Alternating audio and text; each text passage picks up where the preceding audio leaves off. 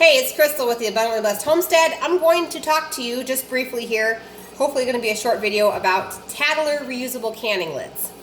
I've been using Tattler reusable canning lids for about 4 years now, and exclusively since COVID happened in 2020. I didn't want to deal with the tin shortage, and I still wanted the security of being able to preserve my own food. So I ordered all of my lids from reusablecanninglids.com. I got, they sell them in bulk. I got 100 canning lids and 100 rubber rings for only $80 with free shipping. These lids and rubber rings can be used up to 5 times. And then you need to replace the rubber rings if you see cracks or if they're getting brittle, okay? But these rings are only like 34 cents, I believe, a piece to replace. So it's all cheaper in the long run, okay? So that's where we order them from. So the canning process is much different than, I can't say much different. It's just a little different than regular canning with regular disposable lids. So I get a pot with hot water in it, and I bring it to a boil. Then I turn the burner off, and I put the white lids and the rubber seals in the boiling water, and I allow them to sit there for at least 5 minutes. The heat of the hot water helps the rubber seal to be pliable. So then what we do is we take it out of the hot water using a fork or what have you, and then we simply, these little, if you can see that, there's a little rim right here. So the rubber part just goes right onto that rim, just like that. Okay, then you would take it and you'd put it onto your jar. Now this is where it gets different, okay?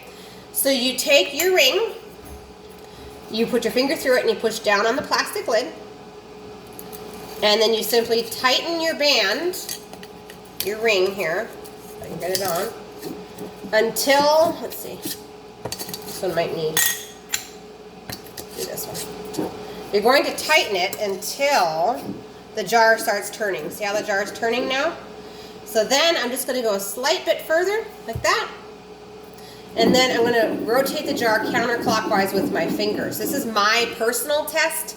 I've had it work every single time with the Tattler lids. So we just go counterclockwise and then jerk it back clockwise. And if that lid stays on and you don't feel the ring loosening at all, this is ready to go in the canner. Okay? Then it goes in the canner, your choice of water bath canning or your pressure canner. And then you process it the same time as always. Then once you unload the jars, you're going to finish cranking this down. Obviously, you're going to need oven mitts, or I use a really thick towel to crank it. Then you're going to let these sit until they're cool. Do not remove these rings until they're cool. While you're watching them cool, you will notice that the white BPA plastic, or BPA-free plastic, does start to look a little bit concave, and in fact you will see water droplets that form in the center of the lid here. You'll be able to see them hanging through the top of the lids. Then once the jar is completely cooled and you remove the rings, the lid will be stuck. It's hard sealed, and in fact it seals so well that I've never had a lid lose a seal in the last 4 years of using these. Absolutely amazing.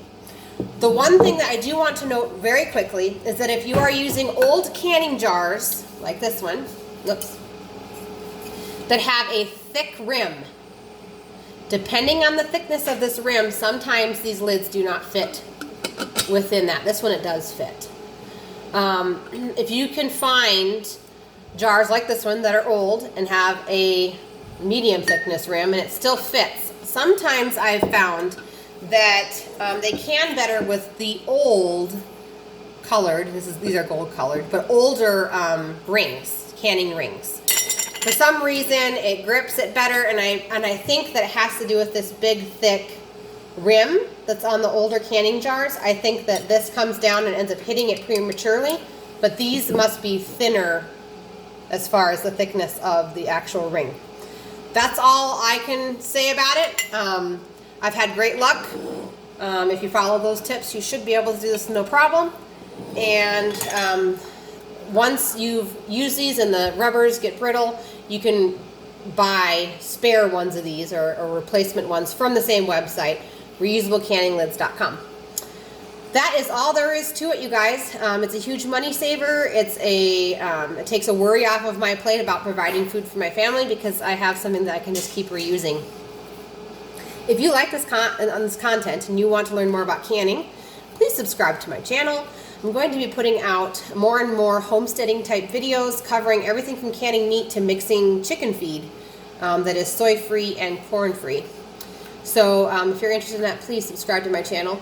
And I want to thank you so much for watching my video. Have a great day, and we will see you guys on the next one.